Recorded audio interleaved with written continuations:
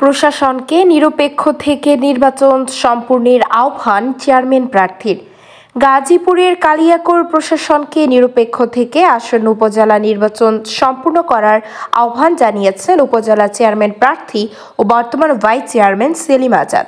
শনিবার দুপুরে Kaliakair model press ক্লাবের আয়োজনে উপজেলার লতিফপুর এলাকায় ঈদ পুনর্মিলন ও মতবিনিময় সভায় এ আহ্বান জানান তিনি।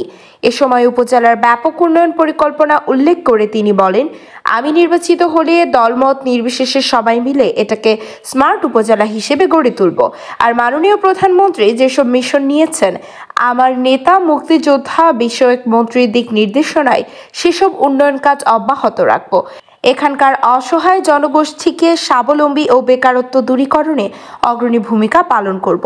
এছাড়া জনগণের ভোটে ভাইস চেয়ারম্যান নির্বাচিত হয়ে উপজেলার প্রতিটি গ্রাম মহল্লায় গিয়ে উন্নয়নের কাজ করেছি। প্রায় 3000-এর বেশি ওয়াজ মাহফিল সহ বিভিন্ন ধর্মীয় অনুষ্ঠানেও অংশগ্রহণ করেছি।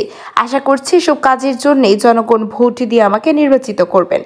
কালিয়াকৈর মডেল প্রেস ক্লাবের সভাপতি ইমারত হোসেনের সভাপতিত্বে ও সাধারণ সম্পাদক হুমায়ুন কবিরের সঞ্চালনায় আরও বক্তব্য রাখেন কালিয়াকৈর পৌরসভার 2 নং ওয়ার্ডের কাউন্সিলর আব্দুল কুদ্দুস খান, বিশিষ্ট ব্যবসায়ী গিয়াস উদ্দিন, দীপ্ত টেলিভিশনের গাজীপুর জেলা প্রতিনিধি জাহাঙ্গীর আলম। এ সময় উপস্থিত ছিলেন কালিয়াকৈর মডেল প্রেস ক্লাবের অন্যান্য সদস্যরা।